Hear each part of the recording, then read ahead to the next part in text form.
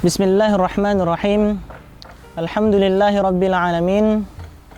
Wa sallallahu ala nabiyyihi wa mustafahu Muhammadin wa alihi wa sahbihi al-Qur'ani ma'a muhibbih. Amma ba'du. Assalamu alaikum warahmatullahi wabarakatuh. Qala Allah Ta'ala fi kitabihil majid. A'udzu billahi minasy syaithanir rajim. Bismillahirrahmanirrahim.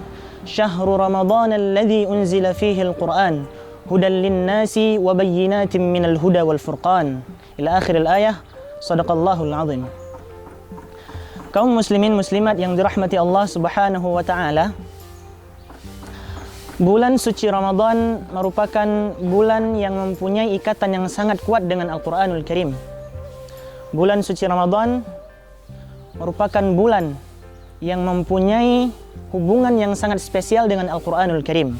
Dan salah satu ibadah yang sangat mudah kita lakukan dan kita akan mendapatkan banyak pahala di sisi Allah Subhanahu wa taala, dan kita akan mendapatkan banyak ganjaran di sisi Allah Subhanahu wa taala, ialah dengan membaca Al-Qur'anul Karim.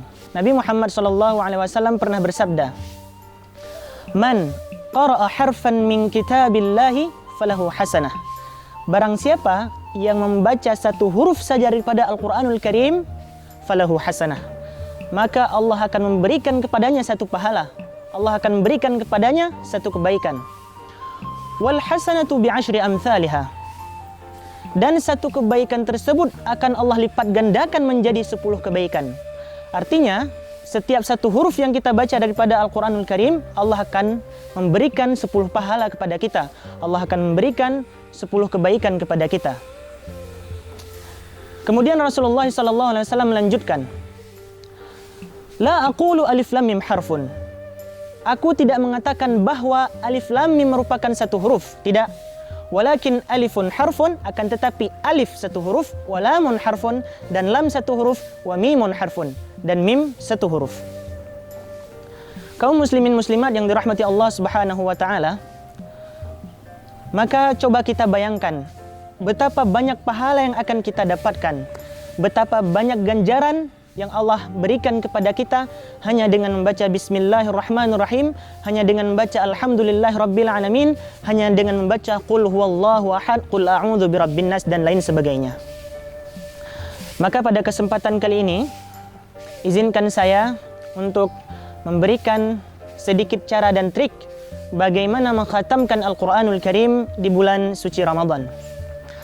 Kaum muslimin muslimat yang dirahmati Allah Subhanahu wa taala,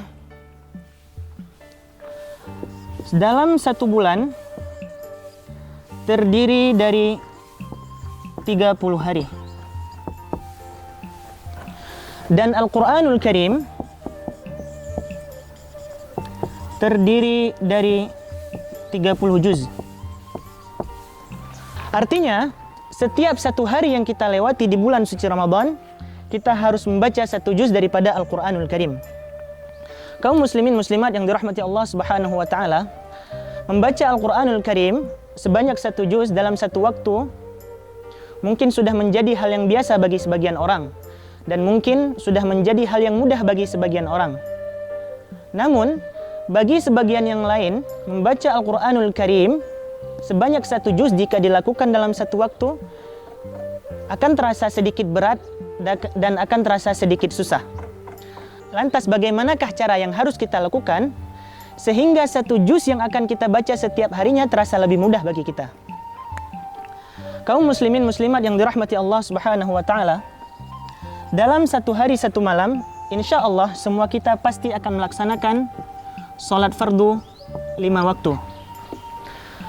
Dan satu juz Al-Qur'anul Karim dominannya dan kebanyakannya terdiri dari 20 halaman atau setara dengan 10 lembar.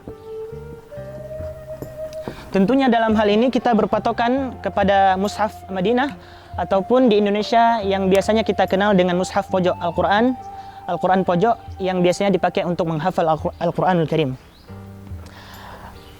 20 halaman jika kita bagi ke dalam 5 waktu salat, maka jumlahnya adalah 4 halaman.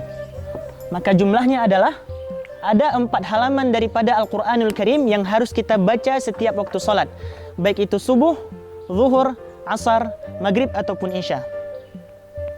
Mari kita uraikan lagi untuk lebih memudahkan kita. 4 halaman ini kita bagi menjadi 2 bagian, yaitu qabliyah dan ba'diyah, sebelum salat dan sesudah salat. 4 dibagi menjadi 2 sama dengan 2 halaman. Artinya ada 2 halaman yang harus kita baca setiap sebelum dan sesudah salat subuh, zuhur, asar, maghrib dan isya. Maka dengan hal demikian, jika kita konsisten melakukan ini, insya Allah dengan izin Allah Subhanahu wa taala kita bisa mengkhatamkan Al-Qur'anul Karim di ujung bulan suci Ramadan. Kaum muslimin muslimat yang dirahmati Allah Subhanahu wa taala, inilah cara bagaimana mengkhatamkan Al-Quran di bulan suci Ramadan. Semoga apa yang saya sampaikan ini bermanfaat bagi saya sendiri dan bermanfaat bagi kaum muslimin dan muslimat semuanya. Hadanallahu wa iyyakum ajma'in. Wabillahi taufiq wal hidayah. Wallahul muwafiq ila aqwamit thariq. Wassalamualaikum warahmatullahi wabarakatuh.